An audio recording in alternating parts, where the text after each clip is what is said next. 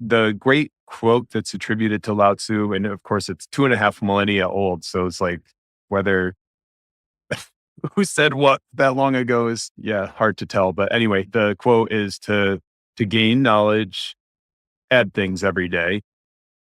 And then to gain wisdom, subtract things every day.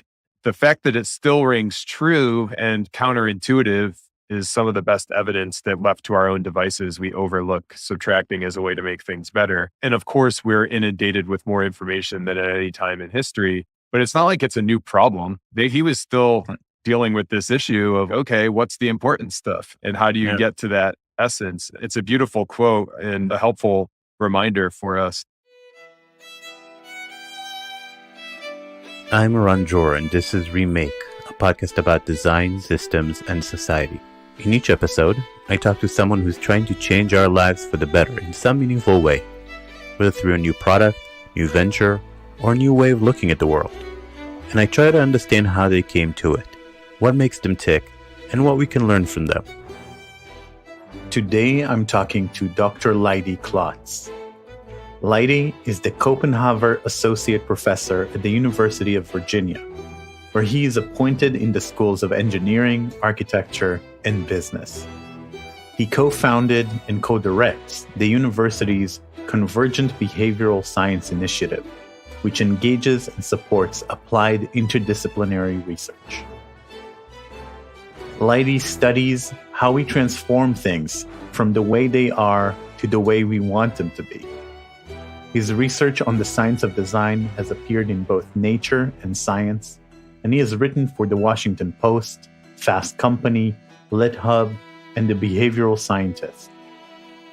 Leidy has authored more than 80 original research articles and secured more than $10 million in competitive funding to support his and others' work in this area.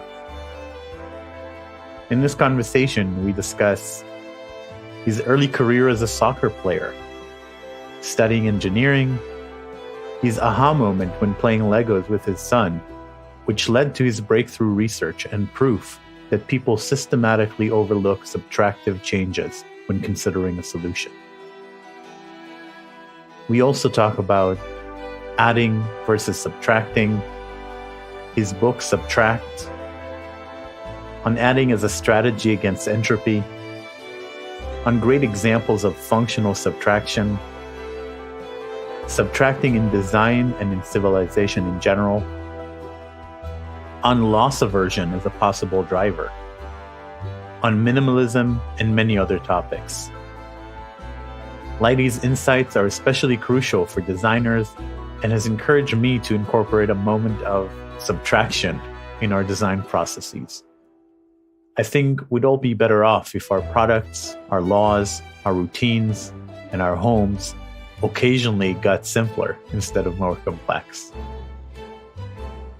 This conversation is one of a dozen or so weekly conversations we already have lined up for you with top thinkers, designers, makers, authors, entrepreneurs, and impact investors who are working to change our world for the better.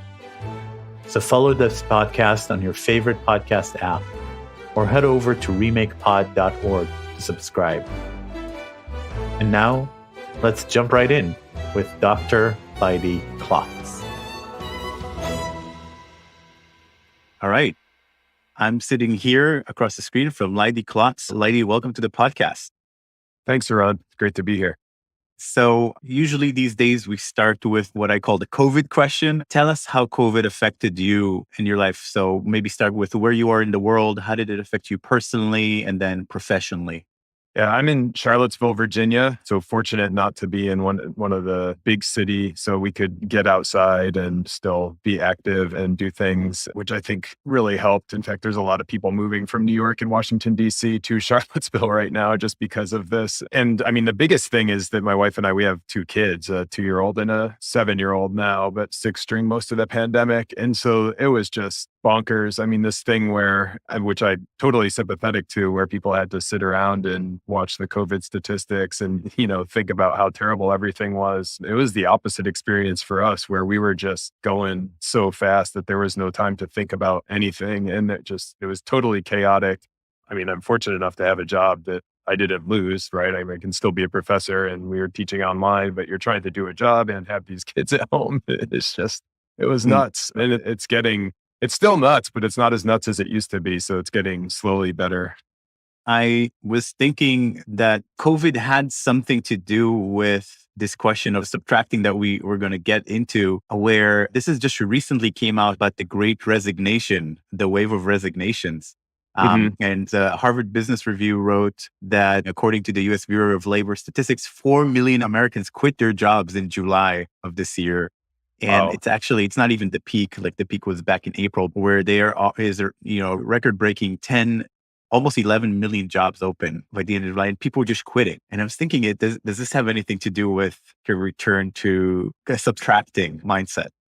Yeah. For me, the biggest thing with the pandemic, it just showed us it's really hard to break out of our routines, right? And this horrible cost was a massive break out of our routines. And so whether it's changes in travel behavior, not flying places as much, and then reevaluating that long term, like for me, I've had better networking during the pandemic, way better than I had before the pandemic, because before I would fly to some conference and hope to run into somebody at the coffee dispenser. And now I'm like, oh, I need to talk to Iran. So I'm going to send him an email and we're going to find a time to talk. And everybody's in that mode. And so that's Right. something that I'll take away after the pandemic. And I think it's the same with the resignations, right? It's like people were forced out of their, okay, everyday slog of going to work. And then the people who are resigning are the people who were like, actually, I didn't need this second salary, or I want to do something else and to get off this treadmill for a while to do that. So that's, to me, I think one of the points in the book is that obviously adding and subtracting are both good ways to make change. We just tend to overlook subtracting. And I think the pandemic has forced us to think about changes, and hopefully we can keep some of the good subtractions that came about because of Yeah. the pandemic. Yeah, there's definitely the big effect on everyone's life was subtracting, going outside and meeting people. And I think what I found and many other people found is that something else arises in that space. Once you subtract, you have all this time, and when you don't commute, something wonderful sometimes fills that space. Obviously, if you're okay and you're not sick and you're safe, I read more 19th century Russian novels. Oh, I'm so jealous. And you suddenly think, wait, is it worth spending all this time? Yeah. And just to get back to my experience being so different, and there was no time to read, but something wonderful did fill the space, right? And I get to walk to work, but it's still like 20-minute walk. And instead of that, it was 20 minutes that I was spending with my kids. So you're exactly right that this time gets filled with something. And when we subtract something, the issue is not like we're being lazy and when we're going to go watch, I don't know, just go waste that time. Something beautiful does fill it. And so it is a matter of prioritization. Yeah. This reminds me of the Sabbath, my experience with the Sabbath. So I'm not religious, and I didn't really understand the Sabbath until one time I dated someone who is a little bit more religious than me. And I was like, the Sabbath, like all these restrictions is so stupid. And she was like, it's not about the restrictions, right? It's about what fills in the space created by the restrictions. And that was just a brand new way of thinking for me. And I actually started doing like my own personal version of a Sabbath where I don't do anything productive for one day a week. And what fills that space is the pure joy and curiosity and exploration and time with friends. And that's another form of subtracting. The time was so full. Yeah, I wanted to write about this during the pandemic because what it reminded me of was a sabbatical, which is obviously gets its name from the Sabbath. And so much of the sabbatical, so this is like academics, at least in the United States, every 7 years or so, have a year where they don't teach any classes. And everybody focuses on, oh, what did you do during your sabbatical? It's like, oh, I set up this trip to go look at the special collections archive at this university somewhere else, or I set it aside to write a book. And the thing you do gets the attention, but the huge value of it after you come back is all the stuff you stop doing, because you go on the sabbatical, you don't have to be on these committees, you don't have to go to faculty meetings. And when you come back, you're like, wow, 50% of that stuff I didn't go to and nothing bad happened. So therefore it's not helping me or anybody else, and it should be taken away. So that's fascinating that the root of the Sabbath was less about the thing you're going to be doing on the Sabbath and more about the things you're not going to be doing on the Sabbath. Yeah. So I want to start the journey into kind of understanding your story through this opening question that we usually ask in the beginning, which is, what's something you learned early in life or in childhood that still drives you today, still with you today? That my actions can have an influence on systems around me. How did you learn that? I mean, I think that was the great lesson from playing soccer, and it's a very artificial environment that's created, right? But like I learned that if I practiced during the week, I could help my team win when we played on the weekend, which made people happy on my team anyway. And I just again, it was artificial, and I'm not under any illusions that like having our under 10 green soccer team beat the blue soccer team changed the world. But it did teach me that your actions have an impact on these larger systems. In this case, the system is bounded by the soccer field, but it's still my actions practicing during the week and then how I performed during the game impacted this system of 22 people if it was a full force soccer game. That's definitely something that I have taken with me. That's fascinating. And I don't usually think of a soccer team like a complex system, but that's really what it is. It's a dynamic, complex system. Yeah, my first book is Sustainability Through Soccer. And it was the whole premise is that people are like, what, sustainability soccer? And it was really about like seeing systems through soccer. And yeah, so the soccer team is a complex system, a very simple complex system, but a complex system nonetheless, right? You can imagine how one kick in a 6-inch different direction changes the whole course of the game after that. It's fascinating to think about. Yeah. Yeah, absolutely. Have you watched any Ted Lasso? No. Did they get into the complex systems? Oh my God. I mean, I think they kind of do. So you know the premise of the story? I know the premise. Yeah. So it's all about building team spirit and not leaving anyone behind and creating the supportive interactions between the players. And really? And how when one player is a jerk, the whole team suffers. Yeah. And he almost engineers a coup to remove the jerk or make him understand what's going on. And it's brilliant. It's a lot of people in Silicon Valley are also watching the show just to get like management tips and coaching tips. Oh, I had no idea it had that element to it. That's fascinating. Yeah. Yeah. And it's also funny and heartfelt and just a great show. So you got from soccer and playing soccer and even professionally playing soccer into engineering. And now we're finding this link of complex systems. But what was your process kind of transitioning? Honestly, yeah, and transitioning is the right word. Because honestly, for the first 22 years of my life, I was doing school. And fortunately, in the United States, you can go to college and keep playing soccer. And I majored in engineering, but I was totally focused on soccer. And that was my thing. I knew I was going to have to get a real job at some point, but I also knew that once I got to a certain age, I wasn't going to be able to play soccer at all. So all my attention was on soccer. After I got done playing professionally, I did that for 2 years and I was making like $2,000 a month. It wasn't Lionel Messi by any means. And so after I got done doing that, I had to think about what I was going to do with my life. I had this civil engineering degree, so I worked in construction management for a while, which I liked, but that's when I started to think about, okay, I really like thinking and writing and doing research and teaching. So that's when I said, okay, maybe I should do a PhD, then I could be a professor and be an academic. I've always been really interested in environmental issues and just saw the deep connections between our built environment and these environmental issues. And of course, all the environmental issues tie into social issues. And so, for example, like buildings use more energy than automobiles and airplanes combined. And so there's a huge opportunity for those people who engineer the built environment to contribute to these environmental challenges for better and for worse. I started making that bridge. And as I was learning more about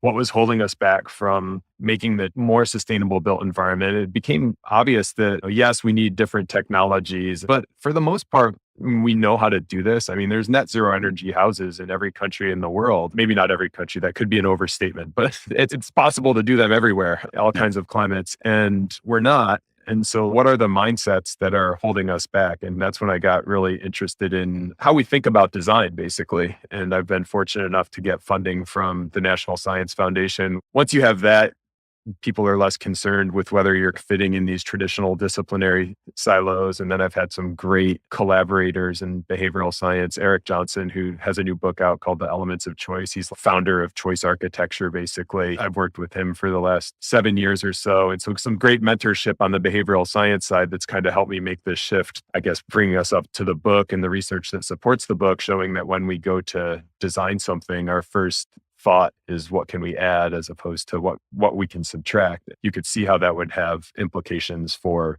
environmental issues. Yeah. I want to dive into this research and hear about your first aha moment, which I think is an interesting story to tell.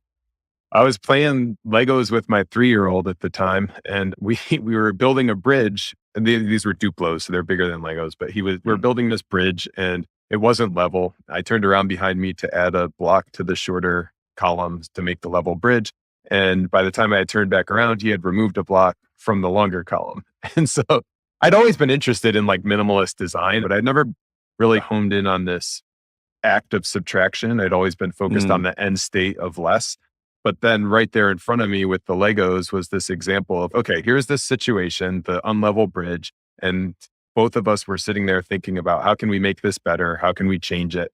And why was my first instinct to add? When my son had been there, I would have added and not even considered subtracting as an option. So that really was the aha moment. And it gave me a great tool to illustrate this idea to other people. One of my co-authors on the research paper is Gabe Adams, and she's like a brilliant psychologist here at the University of Virginia. And I'd been having these conversations with her, trying to tell her about these like design decisions that I was interested in. And she's polite, but pretty obvious she didn't think it was worth our time. And I brought her the Lego structure because I was carrying it around in my bag with me at that point. And to our next meeting, I was like, okay, solve this. And she's a genius. So I was like, okay, she's gonna. And I thought we've talked about this already. So I figured she was going to subtract, but she added, and then she was like, oh, so what you're saying is why don't we subtract as a way to make things better? And then we were off and running on the research, and we brought in Ben Converse and Andy Hales, who are the other two co-authors, both really great psychology researchers, and started studying this to see if in fact people do overlook subtracting. And we did use some Lego studies, but we did studies in a lot of other ways too. And I think we probably spent over 10,000 hours worth of studies and basically came to the conclusion that what we all do, or what we tend to do, is very similar to what I had done in that moment playing with my son. Like we think of adding first. It's not a problem to think of something first, right? That's how our brain works. But then the problem comes when we think of adding first, it's good enough, and we move on without even considering whether subtracting might have even been better.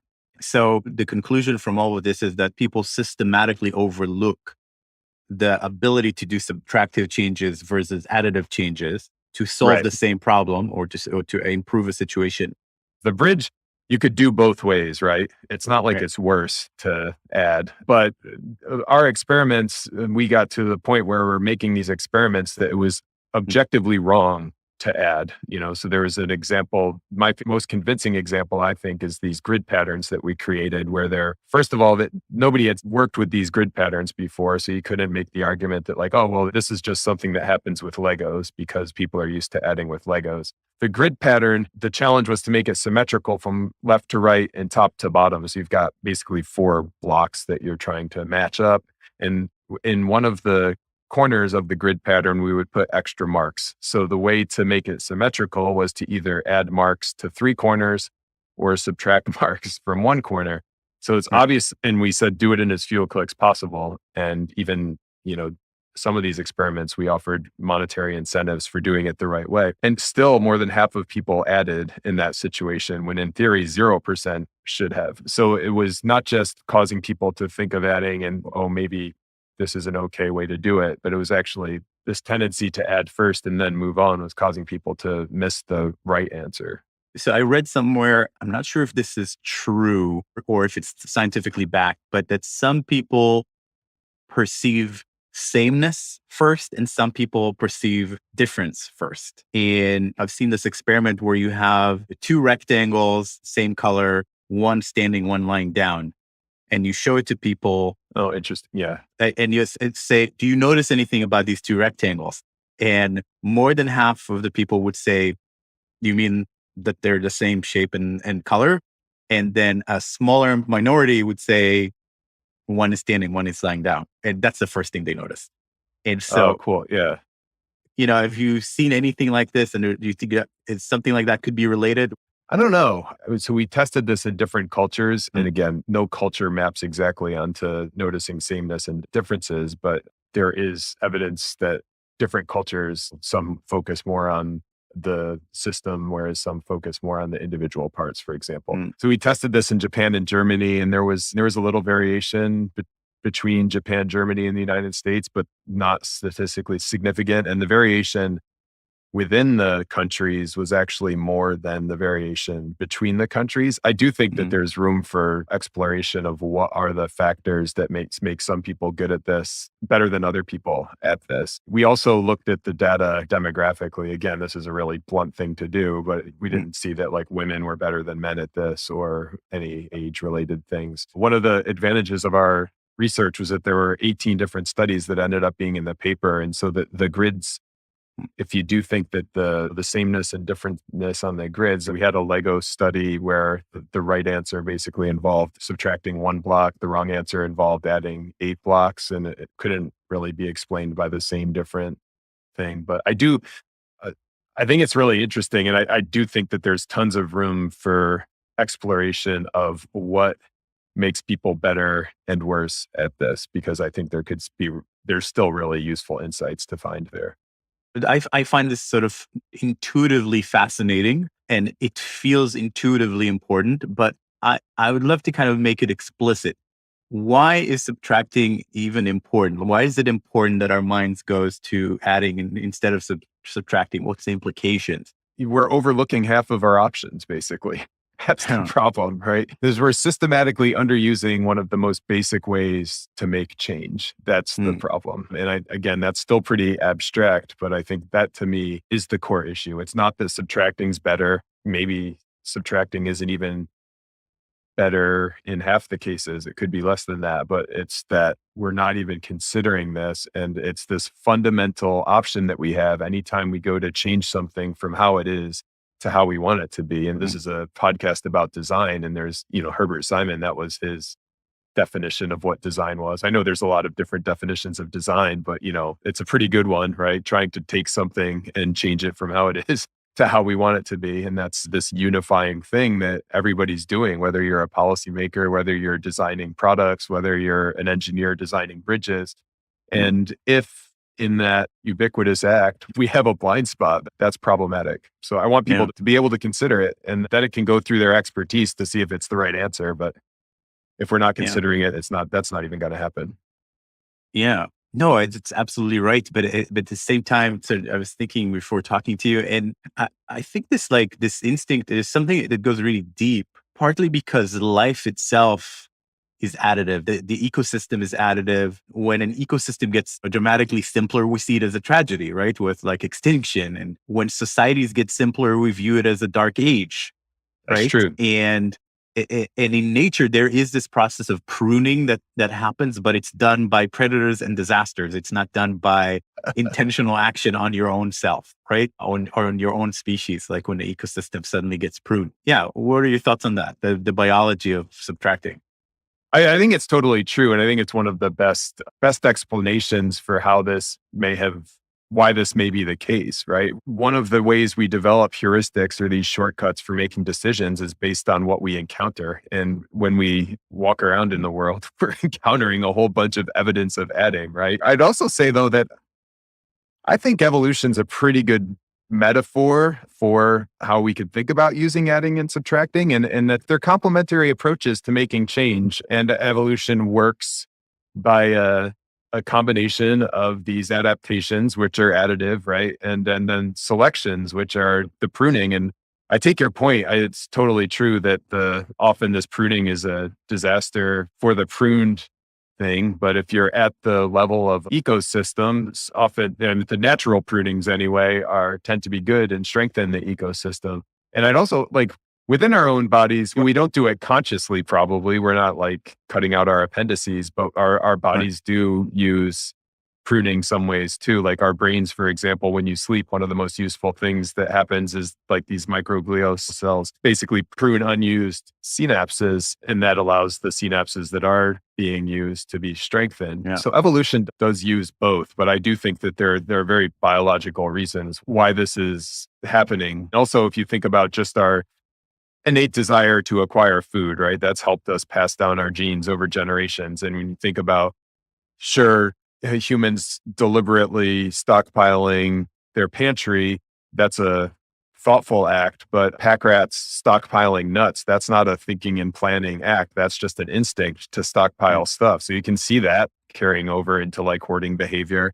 And then the last biological one is competence, right? This desire to show that we can have an impact on the world. And this is something that animals do. I mean, the bowerbirds is the famous example. They build these ceremonial nests. The males build the nests. The females come around and look at the nests and decide who to mate with based on how much they like the male's nest. But then the females go build another nest to be able to raise the kids. So the whole point of the first nest is just to show that the male is effective at interacting with the world, which seems silly, but also makes sense, right? It's like this male can move these sticks around and make them in a nice pattern. That might be good genes that you would want in your baby bowerbirds. And we share this desire to display competence as humans. It's easier to do that by building physical stuff. And it's also a thing that's been extended in the psychology literature to successful task completion as a way that we show competence. And checking off 10 insignificant items on a to-do list makes us feel good, in part because it shows that we're impacting the world, even if those things are insignificant in terms of what we actually want to get done. So there are definitely biological roots to this behavior. Definitely is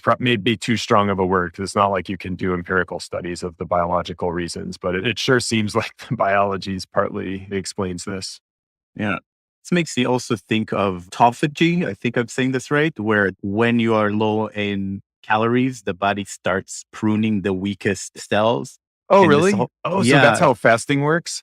Yeah, exactly. Okay. So one of the intermittent fasting's great benefits that they told is this: after 12 hours, the body starts pruning the weakest cells, and that has great significance, which is an interesting thing that we got in modern culture to a point where we never have to feel hungry, really hungry. And that actually harms the basic design of the system that keeps us healthy by pruning, by using hunger as an opportunity to prune. That's fascinating. It's like there are all these modern diseases could arguably be like diseases of more, right? So the obesity epidemic. And I never found out a way to put that in a book in a way that didn't seem just like callous, but like the positive nature of what fasting does. I knew that obviously fasting is a subtraction, right? Because you're saying, okay, I have the opportunity to eat this food, but what's actually going to make me better is to not eat it. That's classic subtraction. But also the fact that it works by allowing your body to intelligently subtract less useful stuff. That's really compelling. Good example. Cool. So I heard you talk about entropy in another podcast, and I am fascinated by this, but I've been fascinated with this topic of entropy and negative entropy. And actually, some people coined the term for reverse entropy. So some people call it neg entropy as negative entropy. And Buckminster Fuller called it syntropy. Interesting. Which is negative entropy. But essentially, it's the tendency towards complexity and order that results from a countering of entropy. Like these systems that survive become more complex and ordered over time as a way of surviving, essentially.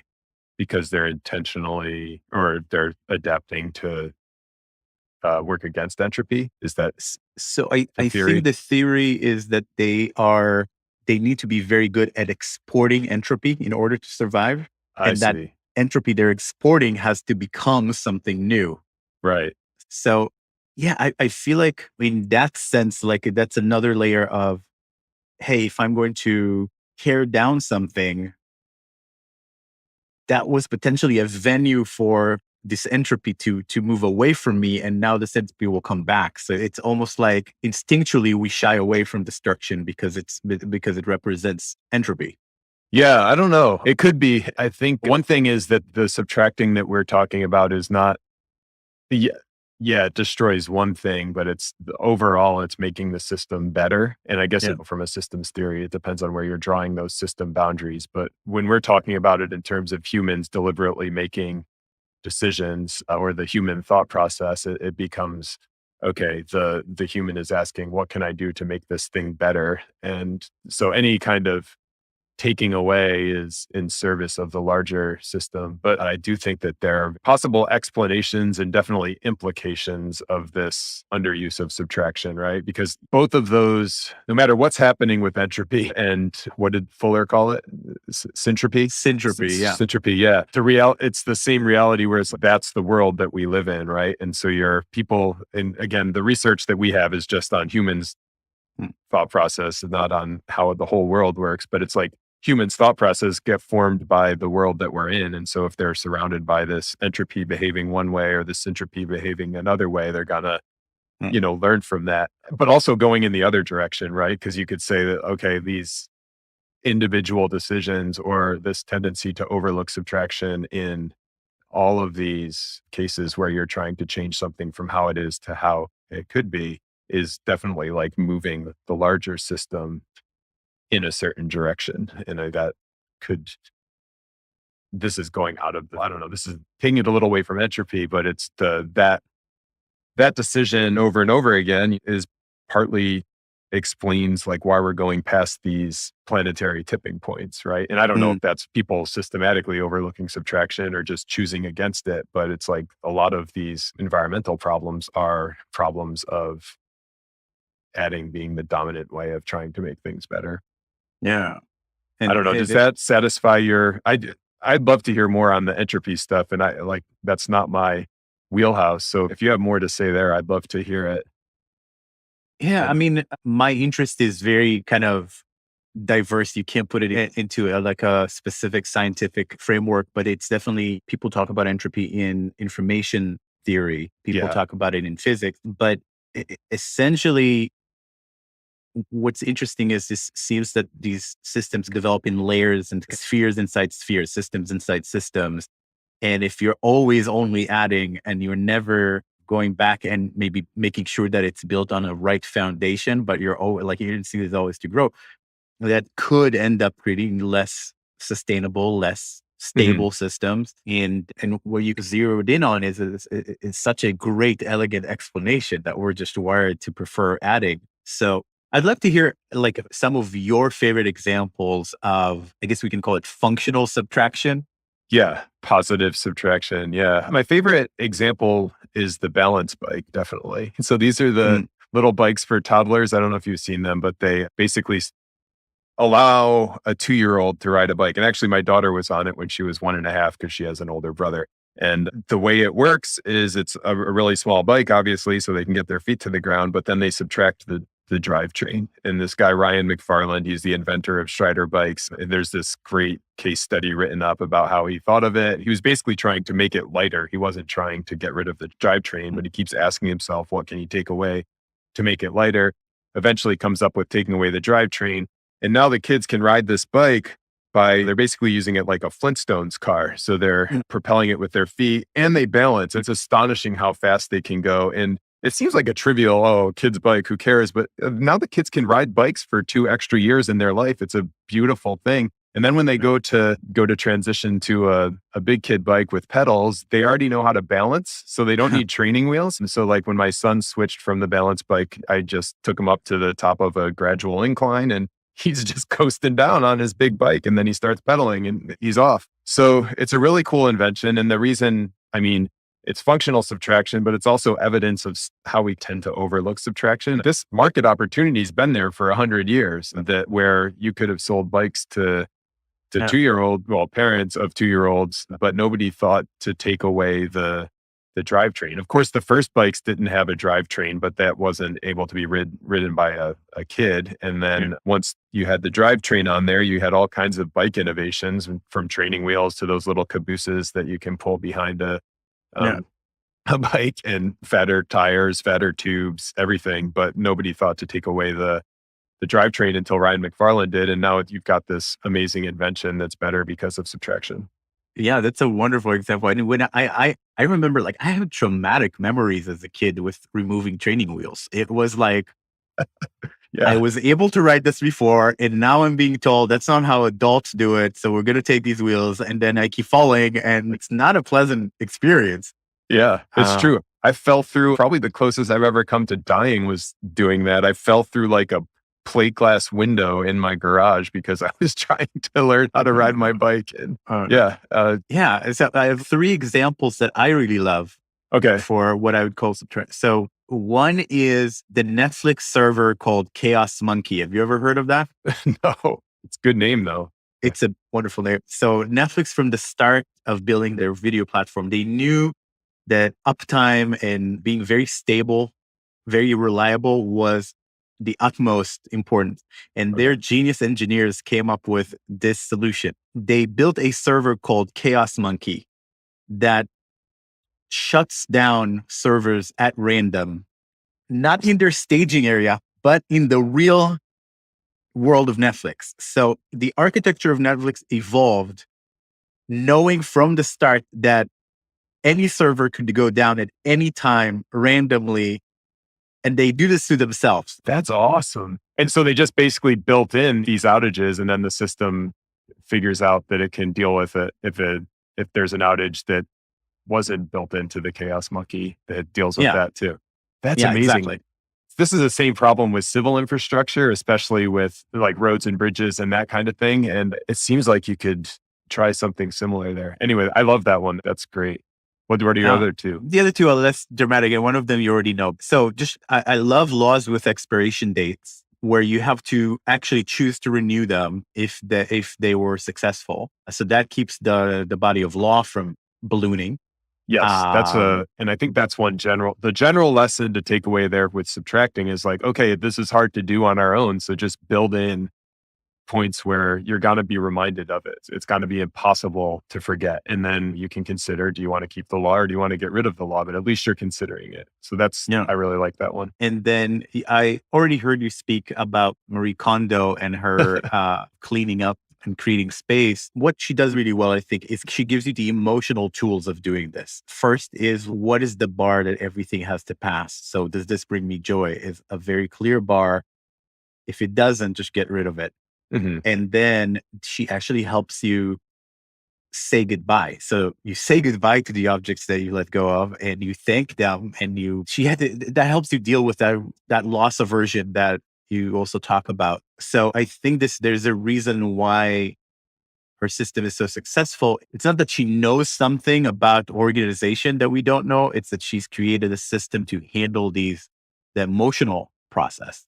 Yeah. And in a very specific context through thousands of trial and errors, I think. And she's adapted like what the science would say would be a good way to do it. And then the other thing she does is keep people very focused on the positive vision, right? She basically flips the loss aversion around, right? So if you don't Marie Kondo, you're going to lose your tidy living space that she challenges you to envision right from the beginning. There's some nice general lessons about the emotional piece from Miss Kondo.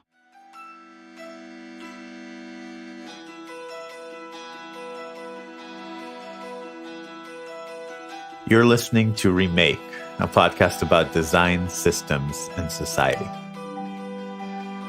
If you're listening on a podcast app, you already know how to follow podcasts. So please follow this one.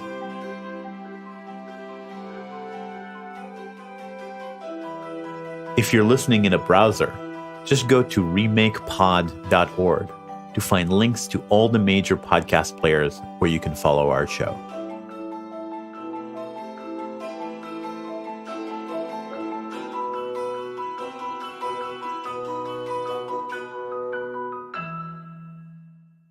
Let's talk about loss aversion for a Yeah. moment. So what is it, and like, how does it play a role here? I mean, what we've been talking about all this whole time is not even thinking about taking away, right? But loss aversion is different. Loss aversion is, okay, you're presented with this option of taking something away, or you think of taking something away, and it's hard. And Kahneman and Tversky's research deservedly won a Nobel Prize, and they've got a whole body of work in addition to loss aversion, but loss aversion is one of the most kind of basic things that they found, shows that we're generally more disappointed to lose something as we are happy to gain something of the same value.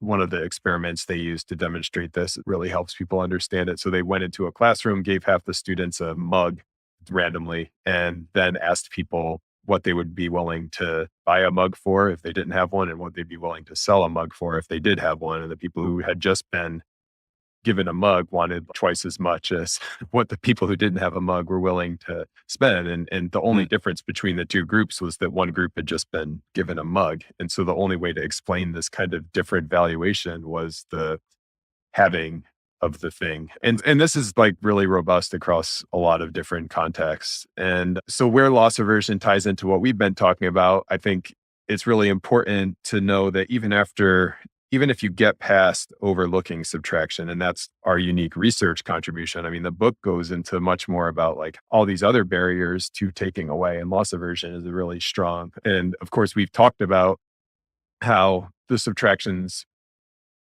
we're interested in are positive, right? These are positive changes for the system. But the fact remains that, as Marie Kondo shows, getting rid of a t-shirt, you're still going to feel some loss aversion, maybe for a piece of the system that you're now going to have to get rid of. Interesting. And that's something where minimalism actually tries to reverse, right? It tries to brand it's subtracting and minimizing in this very positive, emotionally kind of liberating way that maybe would help you have more thoughts down along these lines.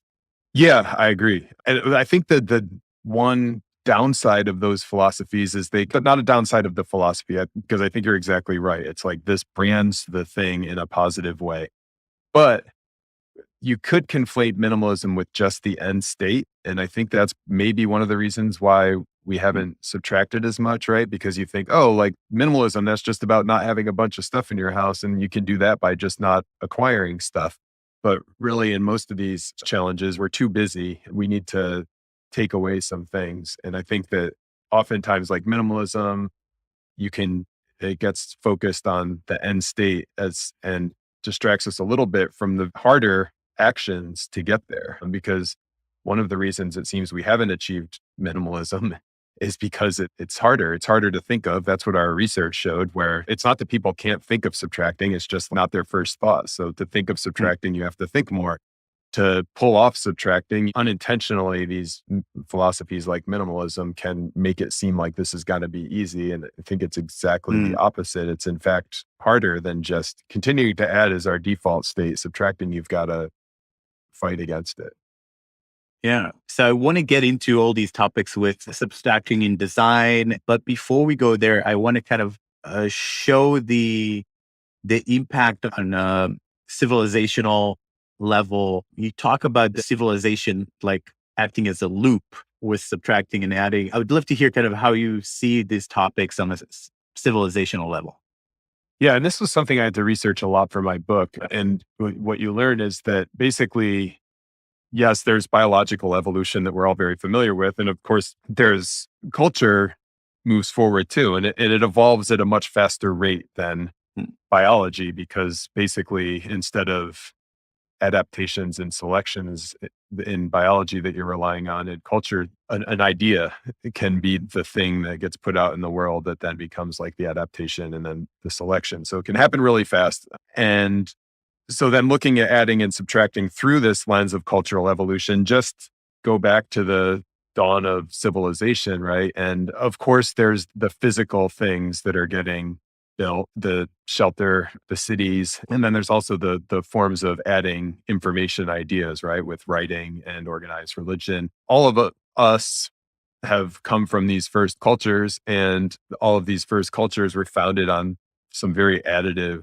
first principles. Even one of the things that was there at the beginning of all of civilizations, the archaeologists and anthropologists and historians seem to agree, is like monumental architecture. So this is defined basically as the same as the bowerbird's nest. It's like architecture that's so big that the size and scale exceeds any practical function, practical in terms of shelter. And the reason people think that was like had to be there at the dawn of civilization is because to build the monumental architecture, that could have been the thing that brought these roaming tribes of hunter-gatherers together, right? If you're a group of 25, you can only build a thing that's a certain size. So if you want to build a monument that's awe-inspiring and is worthy of religious ceremony, you have to work in groups. And so then all of a sudden they're figuring out how to communicate. They're figuring out how do we like stay in this same spot to build this big thing.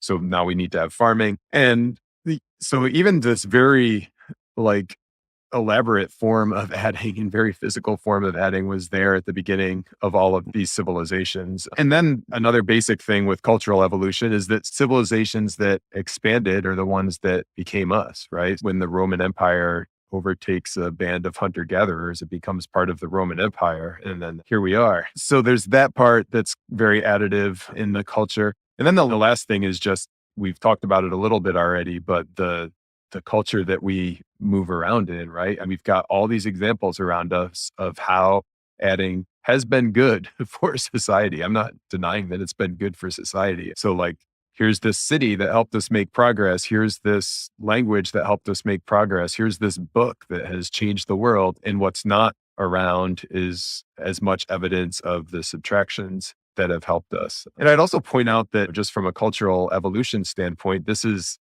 one of the ways you could imagine that adding may just have been better, right? It is a helpful mental shortcut to think of adding first when you don't have any shelter, when you don't have any food, when you don't have any of these things. And then as we move more into, as more of us are fortunate to live in a world of abundance, now we need our other way for making positive change. Yeah. One thought that came to mind here is Yuval Noah Harari speaks of part of the way that humans took over is actually through setting fires to whole forests to clear out the whole ecosystem. So that's a kind of subtracting. Beavers do that too, right? One of the reasons that beavers build dams, it's, partly shelter, but it also like changes the ecosystem to make it more conducive to them and not other species. So that like niche construction is, that's fascinating. I don't think it made it into my book. I think it's in my excerpts file. Yeah. Another thing that comes to mind is people talk and study about technology and the technium or how technology evolves. And I read, I wish I remember where, but someone went out and tried to find extinct technologies and they couldn't. So essentially every technology that was ever invented is still used somewhere by someone. Like they couldn't find, like the candle, That's crazy. Yeah. Which means that we're only adding technologies and never getting rid of them in some way. Yeah, that's fascinating. I'll have to look that up, but that's really interesting. We did some research, it's mentioned in the book, on patents, and this is a little bit different, but we like basically just coded the language that was in the patents. And this was with a grad student named Caitlin Stenger and an undergrad named Clara Knott. And like the additive language was used way more in patents than subtractive language was. So it's a technology example, a little different than what you're describing. I think what you're describing is actually more compelling for the cultural argument. Yeah. Can you even make a patent about taking something away? Can you be like, this is a patent. You take this thing, but you just remove part of it. No, you can. I bet some of your patent expert listeners will chime in on this. And I'm not an expert in it, but I have gotten some cool emails from patent attorneys, and you can do it. I mean, you can show novelty by, this is this thing that accomplishes the same task, but does it with 4 parts instead of 5. But then I don't know, can those 4 parts be from the original 5 parts in the other patent, or is that considered infringing on that other patent? I'm not sure. One thing I will say though, is we compared the patent data to just like general language. And this was something we thought of after we had collected the data, and we're like, oh man, this was stupid. We should have done this from the outset, because we were figuring, maybe just general language uses these words with this different frequency. But in fact, it was even worse once you compared it with general language. It's like the additive bias in the patents was much stronger than it was in just the general language. So it's really interesting.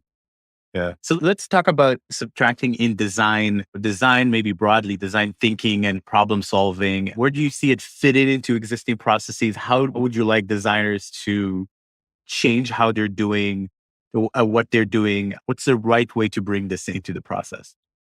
I mean, just remembering that these are complementary ways to make change, so instead of thinking add or subtract. I think that would be one mental block for designers, right? And this kind of binary thinking that's helpful in certain areas where it's like if one thing is true, then the other thing is not true. And it's helpful for our reasoning, except for when the things aren't actually opposites. I mean, adding and subtracting in this case aren't opposites, they're complementary ways to make change. I mean, we need to put reminders in place for ourselves that subtracting is an option. It's something you could do right after this podcast is to say, okay, when do I make critical design decisions, whether it's designing a product or whether you're designing your life, you've got your to-do list and you say, okay, from now on, I'm not going to do a to-do list without putting an equal number of stop doings on it. So when you're thinking about subtraction, as you are now, think about the places in your life where you could remind yourself that subtracting is an option. And I think as designers, again, you're the experts. And as long as you're considering the option, I don't think you'll overlook it. So we run design sprints, which is a very structured process that created in Google.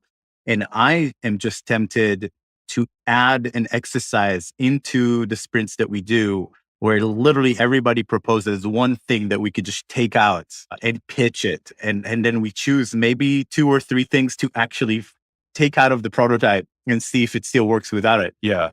And I would advocate, again, everybody knows their process and where it's most appropriate. But I think the sooner the better, just from a complex systems lens. I don't know if you've heard of this, but there's this, kind of business process improvement thing that people do called start, stop, continue. And basically it's like, okay, what new things should we start? What things that we're already doing should we stop? And what things should we continue? It's like, that's great because at least you're reminding yourself to subtract. But at the same time, you should probably subtract first, right? In that case, it's like, why add on to an imperfect system before you've stripped away the stuff that was making it imperfect in the first place? So in that case, could you think of it in terms of, okay, what things are we going to stop? And now we're evaluating this new system that we've got with the bad things taken out. Now think about what we can start, what we continue. So that's an illustration of, I think, the general point that as you're designing, timing is everything, right? These early stage decisions are vital. And once you're 10 steps in, you could be doing incremental subtractions when if you were doing it at the first step, you could have totally changed the entire product. Maybe even like going back to your example, what was it? Chaos Monkey. And that one, the subtraction seems like that's pretty central to the essence of what that thing is. So it seems like it came pretty early in their thinking. Yeah, no, it definitely did. I want to think about how we all, not just designers, but how we can all do this better. So one thing you write in the book, and one example you give, which is interesting, is the selection filter for the encyclopédie, which is like the Diderot project. And Apple has this new foundation series based on Isaac Asimov's thing. And he used the same principle. So it's the idea of we should only include things that will help human civilization reconstitute itself after a disaster. The great filter. Yeah. That's the whole premise of the foundation series. I didn't know that. I'm going to go check it out. Yeah. They go off to a faraway planet to create an Encyclopedia Galactica that will help the galaxy survive a dark age. That's awesome. Yeah. So it's like, is foundations like a Wikipedia thing? It's like information, physical things too. Yeah. I think it's mostly information that will help shorten the dark age that's coming. And they go off to a faraway planet and bring into the planet knowledge from all over the galaxy. Yeah. And then it's the story of essentially rebuilding after a collapse. It's really interesting. So yes, you can set a pretty high bar for what's even included. If this is not essential to the reconstitution of culture or society, get rid of it. The question of how to combine subtraction and addition, the thing that comes to mind here is editing and writing. And so, a lot of the best writers, and I've been reading a lot of writing books, they say, you know what? Okay, so you wrote your first draft. Now edit out a third. It doesn't matter what, just like we put a very high bar, remove a third, and it always makes it a lot better. And it's almost like maybe if we had a subtraction clause where at the end of each project, we committed to removing 20% and then we forced ourselves to decide. Yeah. One of the reasons subtracting is hard, of course, is because it's like writing's a perfect example of this. You want to show you've done something and you want people to know that you've done it. And that clause would really help, right? Because then you would know that, okay, well, yeah, Yuran wrote 120 pages and now there's only 90, but he wrote 120. So you wouldn't feel bad taking out those 30 pages and your reader would have a better experience because they only had to read 90. And so those clauses would really help with that. I also say that writing was one where we did experiments with writing and we're like, oh, people are totally going to subtract in writing because there's all this advice out there. Even like Strunk and White is on more college syllabi than any book. And it's their core advice is omit needless words. But no, people added, and we gave them summaries to make better. And they still added to the summaries. It's hard. So I do it in my own writing. And I think it's one of the reasons the editors exist, right? Is that it's just so hard to take stuff away from your own writing. And so I do my best to get rid of as much as possible, but then having another set of eyes that isn't attached to a specific like turn of phrase, right? And can just get rid of things that aren't serving the overall argument. There's a famous writing phrase, I couldn't find who said it, but murder your darlings. That's everybody says that. Yeah. So I have some background in Buddhism, and we actually just finished a master's degree that has to do with Buddha philosophy. And I heard you quote Lao Tzu around subtracting. So I want to hear about kind of this field of subtracting in wisdom or spirituality or however you want to call it. Yeah. The great quote that's attributed to Lao Tzu, and of course it's 2.5 millennia old. So it's like whether who said what that long ago is, hard to tell. But anyway, the quote is to gain knowledge, add things every day. And then to gain wisdom, subtract things every day. The fact that it still rings true and counterintuitive is some of the best evidence that left to our own devices, we overlook subtracting as a way to make things better. And of course, we're inundated with more information than at any time in history, but it's not like it's a new problem. He was still dealing with this issue of, okay, what's the important stuff? And how do you get to that essence? It's a beautiful quote and a helpful reminder for us. And I would say it's not the way we tend to build our mental models, right? The way we tend to build our mental models is just take what we've got that's already in there and then adapt it to the new information. And the classic example of this, Leon Festinger is a psychology researcher, and he joined a cult, a doomsday cult. And he wanted to see what happened when people were presented with information that conflicted with what they already believed. And so the doomsday cult obviously believed the doomsday was coming at like midnight on the specific day. And Festinger joins the cult. He's sitting there and they all join for this doomsday to happen. Midnight comes and nothing happens. And so they're debating which clock is like the official clock of the doomsday. I think maybe it's that clock over there. It's not midnight yet. Nothing happens, of course. They get till 5 a.m. Everybody's just sitting there quiet. And then eventually the cult leaders said, oh, it worked. Our faith staved off the doomsday. And so here people were presented with this information that just so obviously contradicted what they believed. And rather than say, okay, no, I don't believe in the cult, they were much happier to say, okay, well, we've got this new information and I've got my pre-existing information or pre-existing beliefs that like a cult's coming. And so then the explanation that they had fended it off made sense to them. And you can laugh at cult members, but we all do this. I remember the story I use in the book with my son who believes in Santa Claus, and he got a Lego set for Christmas from Santa Claus, and he was like all confused. And we're, why are you confused? He said, well, I thought Santa only had, his elves just have like wood and stuff. So how could he have done the Legos? And I said, oh, for plastics and like fancy stuff like this, he contracts directly with Amazon. And my son was like, oh, perfect. Great. And so again, it's easier to shift your existing beliefs based on the new information than to subtract them entirely, even though in maybe the Santa Claus one, we want to keep that belief as long as possible. But the cult one, it certainly would be better to subtract the wrong pre-existing belief. So anyway, that's Lao Tzu's wisdom, and then it's still hard to do. Yeah, it's a big thing in many spiritual traditions, this idea of learning by unlearning, which is what he talks about. By the way, Lao Tzu is, I had a seminar on Taoism, and where I learned to my surprise that Lao Tzu just means old wise man, and nobody who actually studies these things actually believes he was like one person. Like he's too wise to have been one person, but he is still the official author of that book. But so learning by unlearning in Buddhism, it's a very big thing. In meditation, a lot of the purpose of introspection and kind of and mindfulness even is to identify ideas that drive you in an unhealthy direction, constantly be editing yourself. So like I meditate, and I know you know way more than I do about this, but my question is like when I meditate, I'm not consciously subtracting things. I'm just calming my mind. Is that enough? Or is there like another step to it that actually helps you think about things that aren't serving you well and get rid of those? So I think that the way they structured it, or that the Buddha structured it, if he was a historical figure, which seems more likely than Lao Tzu, is Really? that yeah, the Buddha. There's enough kind of evidence that there was probably a person. But in terms of the way this is structured, it's very gentle. So you don't go around saying, "Oh, that's good, that's bad." You're not actually judging. You're not supposed to be reacting, but you are building the separation from what's going on and an awareness of everything that's going on.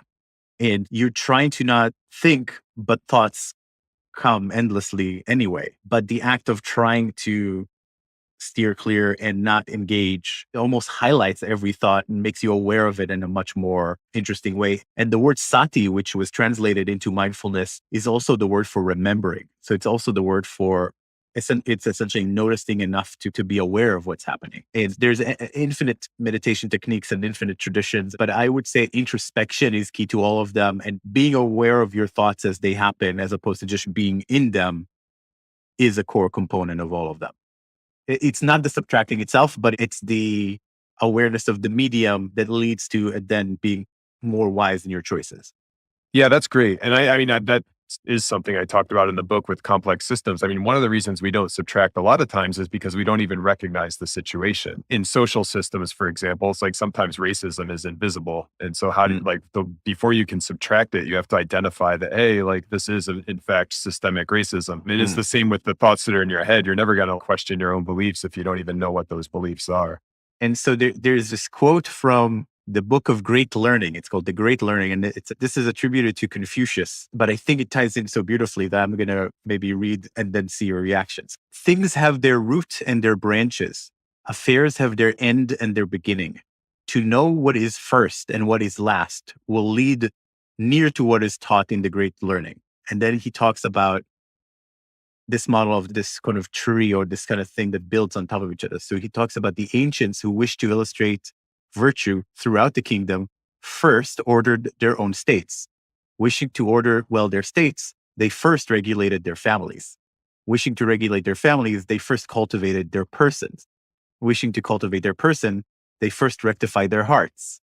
Wishing to rectify their hearts, they first thought to be sincere in their thoughts. Wishing to be sincere in their thoughts, they first extended to the utmost their knowledge. Such extension of knowledge is the investigation of things. So he is essentially creating this sphere inside a sphere inside a sphere. And this goes on, but it's essentially, if you perfect your knowledge, then your thoughts will be rational. If your thoughts are rational, then your heart will be in the right place. If your heart is in the right place, then your behavior will be in the right place. If your behavior, then your family will be, then the country. And does it offer some sort of model for how to work with subtraction? It's almost like a step back and then a step forward.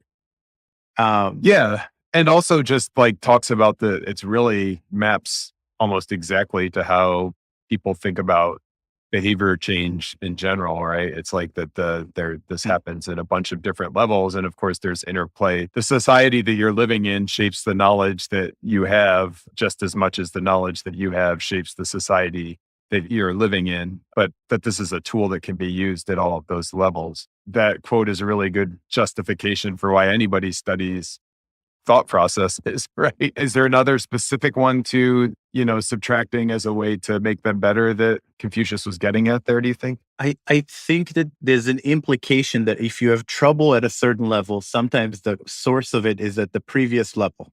I so see. some kind of building up, you want to almost build down or subtract and fix the underlying issue so that you can build back up again. Yeah, that's really interesting. But now I get the more explicit tie-in. Yeah, and to me, it connects with what you said about the subtraction and addition being complementary.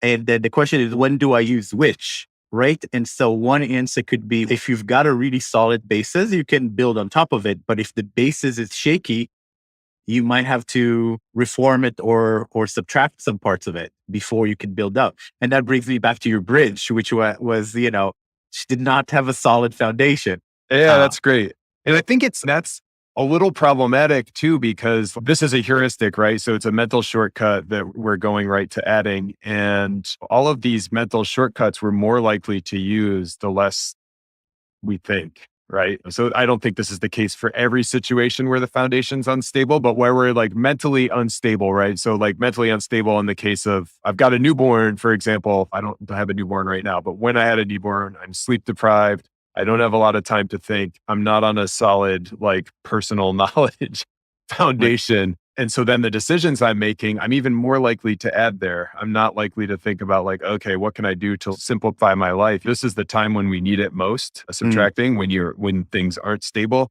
But it also seems like in cases, especially when it comes to like cognitive overload, we're going to be even less likely to use it in those cases because we're more likely to rely on these default heuristics. Yeah, that's so interesting. It helps explain so much. The example that comes to mind is you say that your marriage is not stable and you think, oh, maybe having a kid will solve it. Yeah. Right. And then what we kind of would like to say to people, no, go back to the foundation, either fix the relationship or have a relationship that's stable and then have a kid. Yeah. It's really interesting. So we have this closing question that I'd love to kind of pitch to you. So in his TED Talk, the philosopher Alain de Botton talks about the difference between a lecture and a sermon.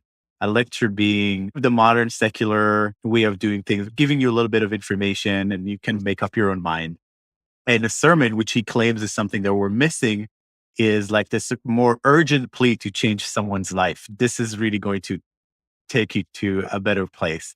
So if I had to give you a little stage to make a very short sermon to anyone who's trying to make the world better in some way, makers, designers, activists, anyone who's trying to approach and improve society, what is one thing that you'd really like them to do or to think? Stop overlooking subtraction. That's the sermon. Stop overlooking it. And then if you want something specific, don't watch TV anymore. That's a specific subtraction.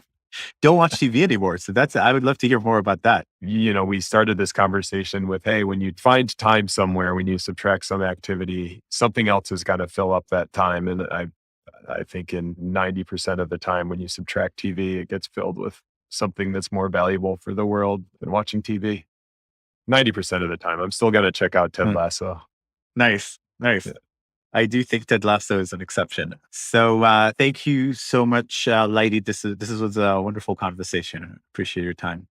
Yeah, I appreciate your time and thought too, Yaron. I learned a lot, so I appreciate it. All right, that's it for today. If you enjoyed the podcast and would like to support it, please consider writing a 5-star review in Apple's podcast app or wherever you're listening. It helps many more people discover the podcast and also makes us feel good. Current support for the podcast comes from my own design company, Remake Labs. We run design sprints all over the world, and our goal is to improve outcomes, whether in business or various organizations, through repeated and rapid design interventions. Now, until next time, be well, everyone. See you next week on Remake.